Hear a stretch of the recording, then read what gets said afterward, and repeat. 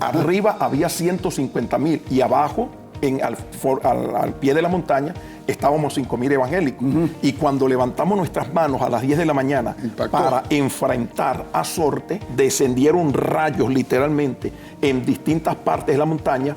Inmediatamente comenzaron a subir las columnas de humo.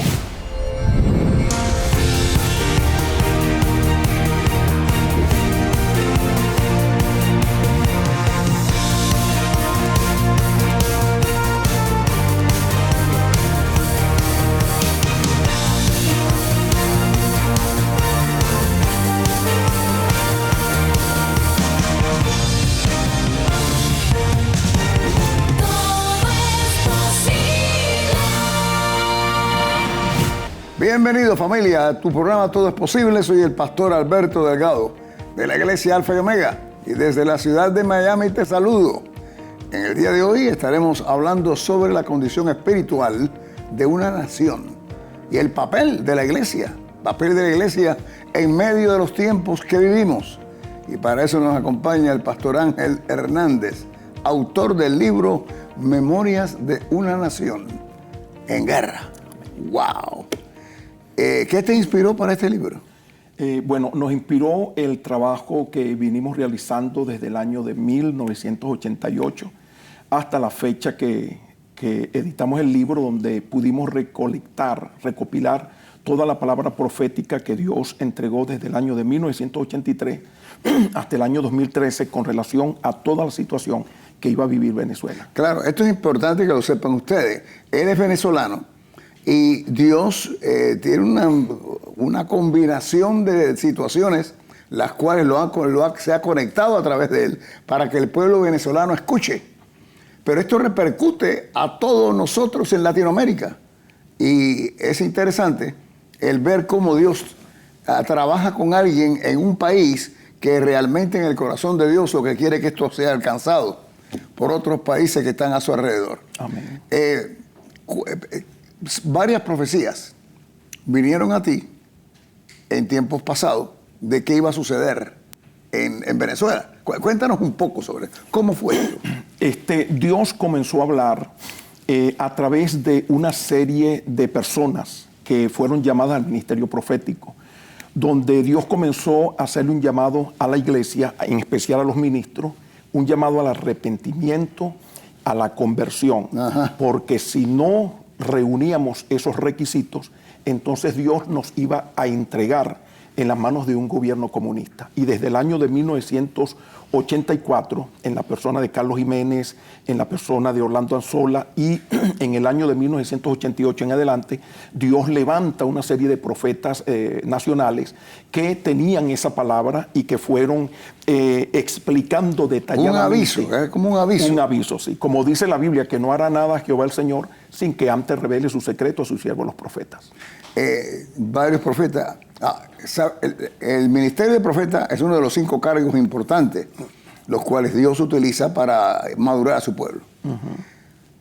Todo el mundo quiere ser profeta, pero esto es extremadamente peligroso. Sí.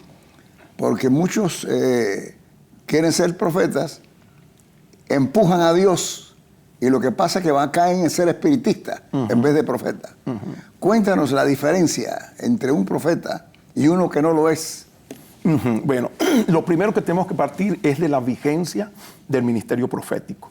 Muchas personas dicen que los profetas llegaron hasta Juan, como lo dice en el Evangelio. Pero si nosotros tomamos esa interpretación, entonces tendríamos que deducir que Lucas, en el libro de los Hechos, enseñó una herejía, porque Lucas nos habla acerca de lo que es el don de profecía y el ministerio de profeta. Que son diferentes cosas. Son diferentes. Por ejemplo, dice en el capítulo 15 que Judas y Silas, como ellos eran profetas, consolaron al pueblo con abundancia de palabra. Ahí está hablando del profitia que nos habla del don de profecía, cuyo propósito es edificar, exhortar y consolar. Y más adelante, en el capítulo 15, en el capítulo 21, habla de la continuidad de la escuela de los profetas, porque dice, unos profetas descendieron de Jerusalén a Siria y uno de ellos, llamado Agabo, comenzó a profetizar, vino sobre él la palabra de sabiduría y vaticinó que vendría una gran hambre. Y Lucas confirma el cumplimiento de esa palabra porque dice la cual se cumplió en el tiempo de Claudio. Y más adelante, cuando Pablo estaba en Cesarea, rumbo a Jerusalén, ese mismo profeta llega a Cesarea con la misma compañía de profetas y Dios lo usa atándose los pies y manos para decir, así le harán al dueño de este cinto. Entonces, una cosa es el don de profecía, el profitia, y otra cosa es el oficio, el profeteo. Ese es el que se menciona en Hechos, en Efesios capítulo 4, versículo 11. Entonces, hoy en día muchas personas quieren ser profetas y se basan en el espiritismo cristiano. Claro. Porque muchos cristianos, sobre quieren todo saber el futuro. Exactamente. Y no quieren tener las marcas del profeta. Porque yo digo que la profecía es como cuando decía Jesús, que es más fácil decir, tus pecados te son perdonados, o decir, el verdadero profeta no es recibido con gran gozo. Exacto. Porque la gente no puede asimilar las verdades, que es la que te llevan a hacer cambios. Y el profeta avisa, y en el aviso hay cambios. Y eso molesta y duele. Y entonces, pues claro, la gente quiere decir el futuro, pero no quiere pasar lo que pasa a un profeta. Bueno, en fin, Dios te empieza a hablar de Venezuela. ¿En qué año más o menos? O sea, Dios levantó, saber antes de Chávez o después de Chávez. Antes de Chávez, desde el año de 1988. Chávez llega en el año 99 a la presidencia. Y desde el año de 1984, Dios envía al evangelista Carlos Jiménez para declarar que vendría un gobierno militar de corte comunista si nosotros no nos arrepentíamos.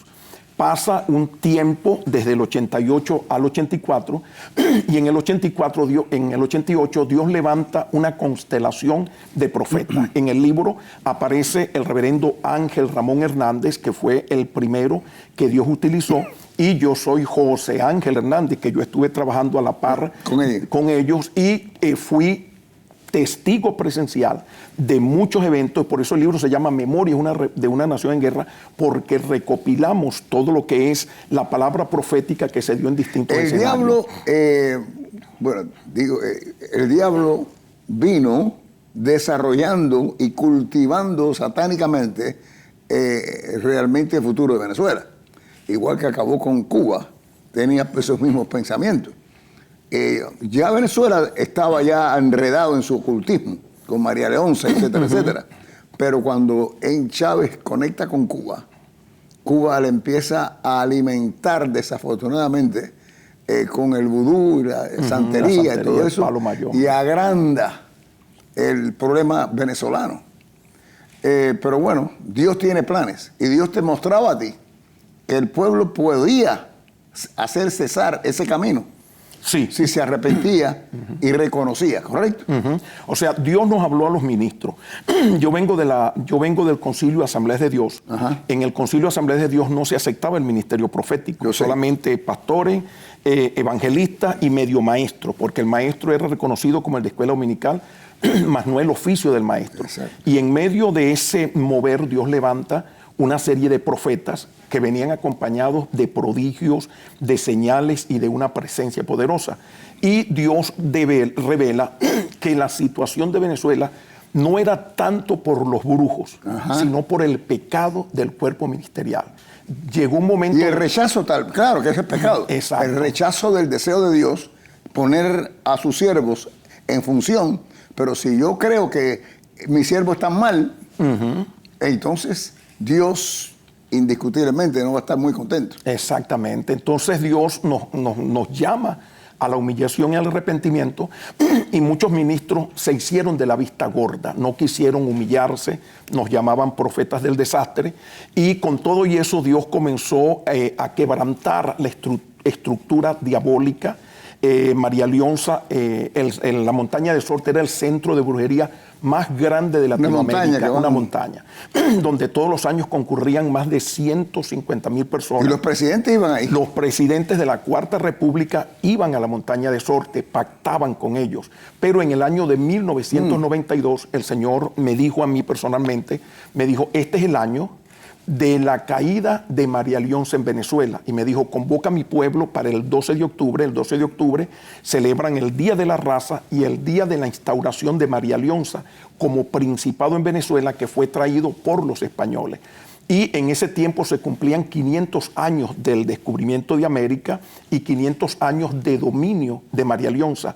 Y el presidente Carlos Andrés Pérez había hecho un pacto de sangre donde le dijo, si tú me das la presidencia de Venezuela, yo te voy a nombrar la reina de Venezuela. Ese es un pacto parecido al que hizo Haití. Igualito con Duvalier, exactamente. Entonces, pero con la bendición que Dios nos dice, yo voy a quebrantar ese pacto. Así que muevan a mi iglesia, a Chivacoa, que es la ciudad donde está la montaña. No importa cuántos vayan. Ustedes, no va a ser necesario que ustedes oren. Cuando ustedes levanten sus manos al cielo, yo haré descender literalmente fuego del cielo. ¿Eso vino de profecía? Sí, es una profecía en el año 92. ¿A través de ti? Sí. Entonces, cuando llegué... ¿A quién se la soltaste? A todo el concilio de las asambleas de Dios, a todas las confraternidades. O sea, eso es algo público y notorio que toda la iglesia lo conoció. Te dieron la oportunidad de decirlo, de explicarlo. Sí, y se movilizaron, nos movilizamos como 5,000 personas para ese clamor, que fue un clamor que comenzó a las 7 de la mañana, terminó a las 3 de la tarde, todo el mundo estaba de pie. Mucha gente no quiso ir porque se asustaron, porque los brujos podían bajar. Y los que se restiaron con Dios fuimos al evento y tal como lo dijo el Señor. Ese es otro problema. Tenemos guerreros acobardados. Entonces el enemigo nos pasa por arriba. Pero esta fue una batalla de Dios como la de Gedeón. Arriba había 150,000 y abajo, al pie de la montaña, estábamos 5,000 evangélicos. Y cuando levantamos nuestras manos a las 10 de la mañana para enfrentar a Sorte, literalmente descendió fuego del cielo. Eso, claro, yo he oído eso. Tú estabas ahí presente. Sí, fui el que dirigió el clamor. El fuego cayó tipo que Elías. Inmediatamente cuando comenzó el fuego, se escucharon las sirenas de los vehículos del cuerpo de bomberos que subían para sofocar el fuego y se veían los autobuses con capacidad de 60 personas que venían bajando los choferes a toda velocidad desde la montaña, sí, porque comenzó el fuego y comenzó una gran confusión. Claro. Entonces los medios de comunicación, ellos cubrieron la noticia, el desastre que hubo en Sorte, no se sabía qué era lo que había ocurrido, mientras que abajo, los que estábamos allí, que veíamos las columnas de humo subiendo desde distintos lugares de la montaña y comenzamos a ver a los brujos y a los creyentes que bajaban en los vehículos, eso fue una celebración tan extraordinaria que Dios usa a un jovencito y pasa llorando y dice, tuve una visión donde veía la montaña de Sorte y Satanás estaba sentado en su trono. El trono donde Satanás se sentaba en Sorte era la imagen de un gato negro, una estatua de 17 metros de altura, construida en mármol puro. Sus garras eran de oro y sus ojos eran esmeraldas y sus colmillos de oro. Ese era el lugar donde Satanás se sentaba cuando iba a Venezuela. Y el hermano dice, tuve una visión donde veo a Satanás sentado en un trono y lo describe. Y los brujos venían diciéndole, Satanás, ayúdanos. Y él decía, yo no puedo hacer nada, porque el que está enviando fuego del cielo es más fuerte que yo y no puedo hacer absolutamente nada. Todo esto se encuentra en tu libro. En el libro se encuentra. ¡Wow! ¡Qué impresionante! Y ese mismo año Dios nos habla ese día y nos dice, viene un hermano y dice, hermano, yo veía el pabellón nacional que flameaba en Sorte y de repente comenzó a acercarse hasta que llegó y se acercó acá. Y se levanta un profeta llamado Jaime Botello y dice, Dios, he aquí que yo saco a Venezuela de Sorte y le entrego en las manos de la iglesia. A partir de allí, Sorte no sirvió para nada. Se acabó, ya no tenía potestad en Venezuela, el principado fue derrotado. Todos los demonios que fueron de Haití, de Afganistán y de diferentes lugares que llegaron y se hicieron presentes, salieron quemados, salieron destruidos. Y Venezuela estuvo sin ese principado desde el año de 1992 hasta el año de 1998. En el 99, cuando llega Chávez, Chávez no le prestó atención a Sorte, porque ya Sorte no tenía poder. Y por eso es que acude a Cuba y a Dominicana y se va al África e hizo un pacto con un demonio llamado el demonio de la llaga roja. Y a partir de allí comenzaron a vestirse de rojo y ofrecieron... desde ese momento es que Desde ese comienza. momento ofrecieron en África un sacrificio, sacrificaron un león, sacrificaron un cordero, sacrificaron una persona y esa sangre la ingirieron y se bañaron con esa sangre y a partir de allí comenzó todo lo que es el color rojo en el Y el odio comunismo. a Israel. ¿Cuándo comienza el odio a Israel? El odio a Israel comenzó desde que Chávez se hizo comunista y más amparado por Cuba. Y el día 2 de junio del año 2010, cuando Israel se defendió de los ataques de Gaza, entonces Hugo Chávez Frías en una locución expresó su odio y resentimiento maldiciendo desde sus mismas entrañas. Sí, me acuerdo, yo lo oí. A Israel. Inmediatamente a los poquitos días en sus entrañas le Cáncer. apareció el cáncer.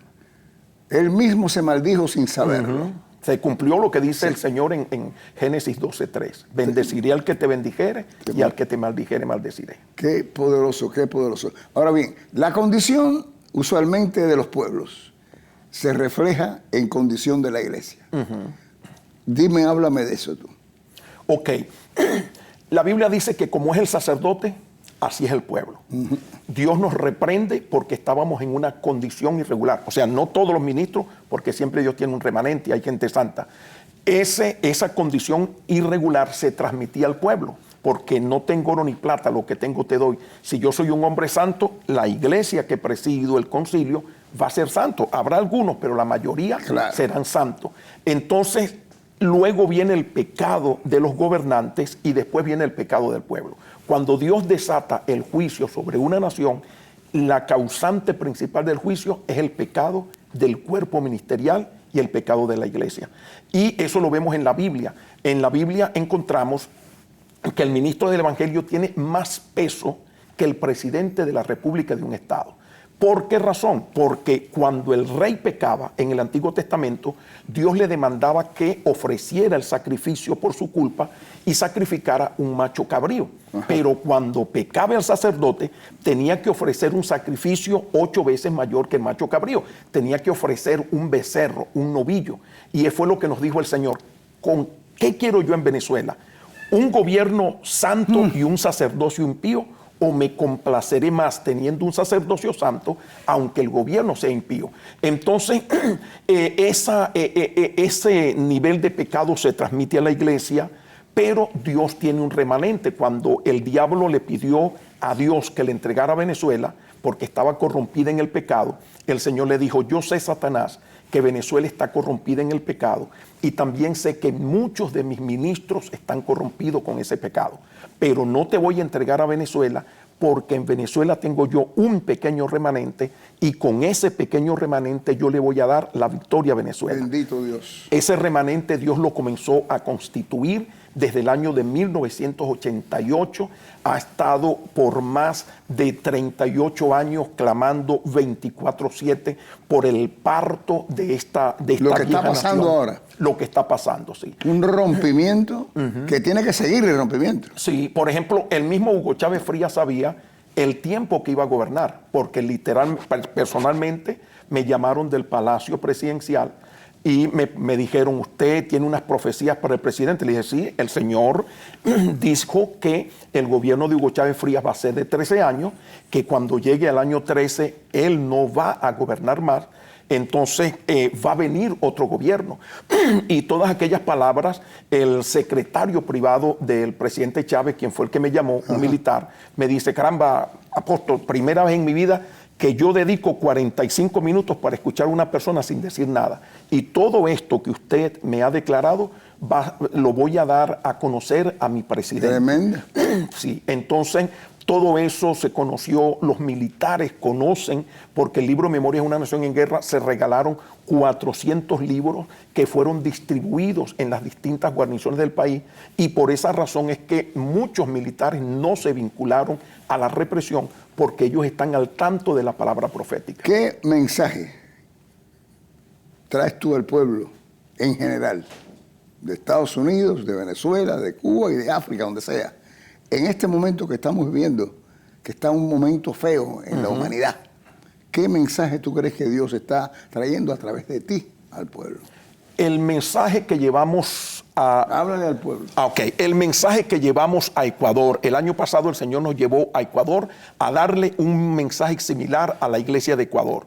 Aquellos ministros escucharon la palabra donde el Señor les dijo, si ustedes no se humillan y se arrepienten, voy a permitir que el correísmo se establezca en este país. Pero si ustedes se humillan, le daré una oportunidad con Daniel Noboa. Daniel Noboa tenía prácticamente las elecciones perdidas. Había un empate técnico, pero esos ministros de Ecuador que oyeron la palabra se humillaron de tal manera que Dios obró el milagro, cambiando el corazón de las personas que iban a votar por María Luisa González. Resulta que se volcó para votar por Daniel Noboa. El mensaje para tanto la población venezolana, americana, es que al corazón contrito y humillado no desprecia a Dios. Si nosotros nos humillamos delante de la presencia del Señor, el Señor tiene poder para cambiar la realidad que nosotros estemos viviendo y para traernos el último y más grande avivamiento que Dios va a comenzar dentro de poco tiempo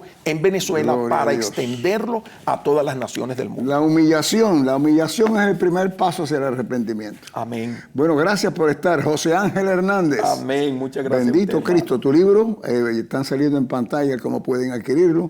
Lo pueden ubicar en Amazon, el libro Memorias de una Nación en Guerra. Si usted lo quiere free, escríbame a mi Facebook y le mandamos el libro en PDF. El propósito de este libro es salvar vidas. Bendito Dios. Como ha estado ocurriendo a nivel del 2013 hasta el momento. Y viene la segunda parte, que es todo el cumplimiento de la palabra profética hasta el día de hoy. Profeta José Ángel, gracias por estar y tú gracias por la sintonía. Me tengo que ir del aire. Este es el pastor Delgado de la iglesia Alfa y Omega, recordándote que todo es posible si puedes creer.